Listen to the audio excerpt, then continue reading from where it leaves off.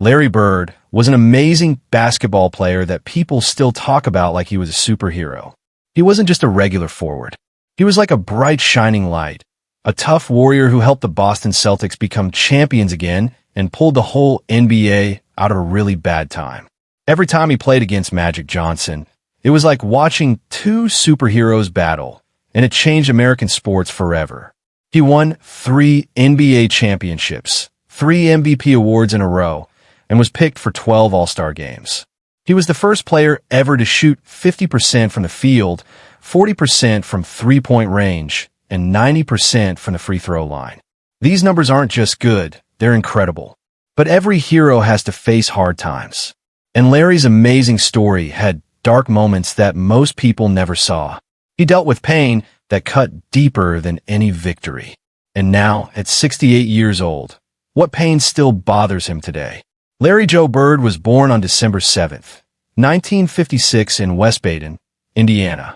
He grew up in the tiny town next door called French Lick, where winters were freezing cold and poor families struggled to survive. He was one of 6 kids crammed into an old house held together mostly by their mother Georgia strong will. She worked until she was completely exhausted, taking breakfast shifts before the sun came up, waitress shifts late in the night, and any other job just to keep her kids warm and fed. The Bird family survived on almost nothing. Their jackets were too thin, their shoes were so worn out the bottoms almost fell off, and unpaid bills piled up on the table. But for Larry, the worst pain wasn't being cold or hungry. It was watching his mom's tired hands shake as she counted just enough money to get through another day. His dad, Claude Joseph Joe Bird, was a Korean War veteran carrying emotional wounds nobody could see. By the early 1970s, the marriage had broken apart. And then came 1975, when Larry was only 18. That year, Joe passed away at just 42 years old. His death was so sudden it tore the Bird family apart. The house felt colder, the hallways empty. Years later, he admitted losing him changed everything. French Lick felt even smaller after his dad died. Larry learned how to be tough from watching his mother wake up before dawn. Basketball became the place where his spark finally came alive. The cracked outdoor courts of French Lick became his safe place. Under the harsh Indiana skies, he stayed outside until darkness covered the town, dribbling until his fingertips hurt, shooting until his shoulders burned. By the time he got to Springs Valley High School, his numbers were amazing, 31 points and 21 rebounds per game. In the fall of 1974, Larry Bird stepped onto the huge campus of Indiana University with a scholarship. The place was enormous, and he fell out of place. The pressure closed in right away. His father's death that same year still weighed on him. Bills were piling up back home. He fell behind in classes. A few weeks later, barely a month in, Larry walked away. Coming back to French Lick in 1975 hurt deeper than he expected. With no money and no direction, he took whatever work the town offered, sweeping streets, shoveling gravel, painting curbs. That was the toughest work I ever did, he said. But with every push of the shovel, something inside him got harder. A year later, Indiana State University offered him a second chance. And this time, he didn't run. By the 1978-79 season, he transformed the Indiana State Sycamores into a miracle. 33 wins and 0 losses. And then came March 26th, 1979, Bird versus Magic, the most watched college game in history. But Indiana State lost, and he felt a loneliness so sharp it nearly knocked him down. Reporters called him the kid who couldn't win the big one, but they didn't know what suffering had built inside him.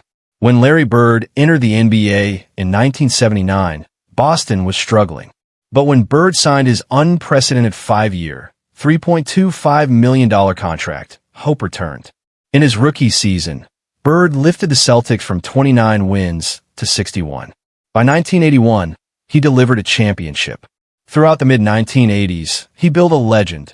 3 straight MVP awards in 1984, 1985, 1986. But behind the highlight reels was exhaustion the world never saw. At the center of his rise stood the greatest rivalry, Bird versus Magic. Their games were national events. But his spinal injury got worse in 1985 when he spent days spreading tons of gravel to build a driveway for his mother. I shouldn't have done it. But it was my mom, he confessed.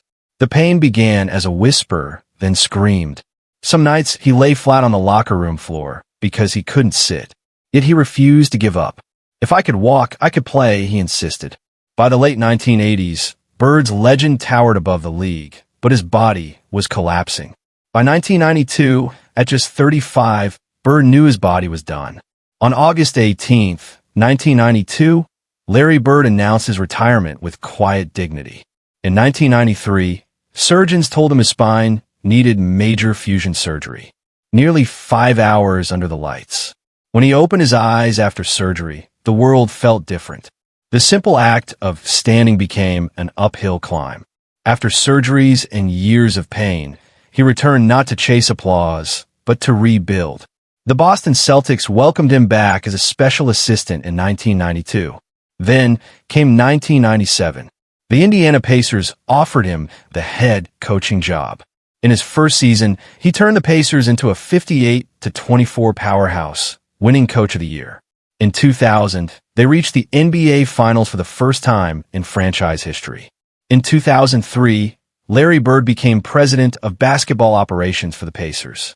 In 2012, he earned Executive of the Year, becoming the first and only person in NBA history to win all three: MVP, Coach of the Year, and Executive of the Year.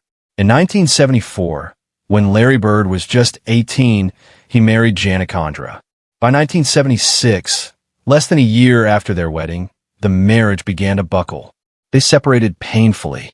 From a brief reconciliation came a child, Corey Bird, born in 1977. But the reconciliation collapsed. Janet raised Corey mostly alone.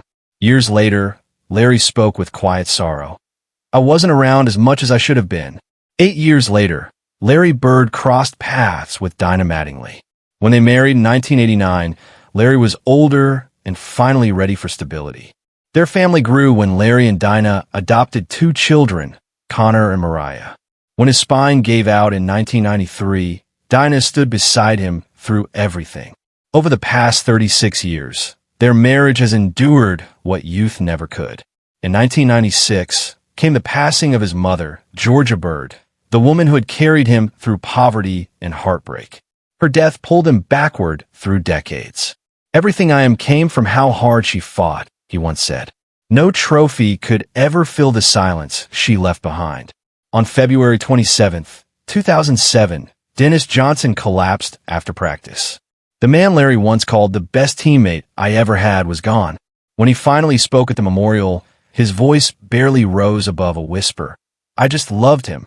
He made everybody around him better, including me. At 68, Larry's mornings begin with stillness, waiting for his spine to loosen before he dares to rise. I have to tell myself, don't rush it. Just get through the first few steps. Age has a way of revealing truths that youth was too loud to hear. On the porch of his Indiana farm, he watches the wind and feels the presence of people long gone. Now at 68, Larry Bird lives a life built from discipline and stubborn will. His net worth is estimated at over $75 million. But Bird has never been a man who measures success in dollars. His Indiana estate is tucked deep in the woods near West Baden Springs. His Florida home in Naples offers the warmth his aging back now demands. His charitable giving has quietly reached into the millions, directed toward youth programs and mental health support. Where I came from, you help when you can, he said. The world still honors him for 3 NBA championships, 3 straight MVPs, and the unprecedented trifecta. But what defines him is the boy from French Lick who kept going when life gave him nothing. Greatness is endurance, inch by inch, burden by burden, heartbreak by heartbreak. A person becomes extraordinary not because life is kind, but because they refuse to stop walking through the fire. If this story moved you, please take a moment to like this video.